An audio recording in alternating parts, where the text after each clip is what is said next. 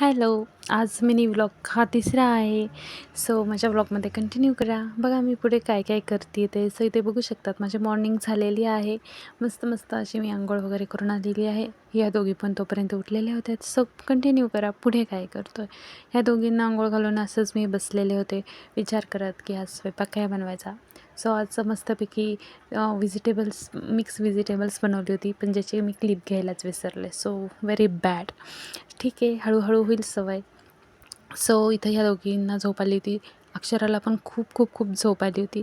अंघोळ केल्या मग मी तिला झोपवण्याचा प्रयत्न करत होते आणि असंच अंतरा कुठल्या गहन विचारत होती माहिती नाही. मग झोपून उठल्यानंतर ह्या दोघींसाठी मी बनवला नाश्ता, मक्याचा चिवडा.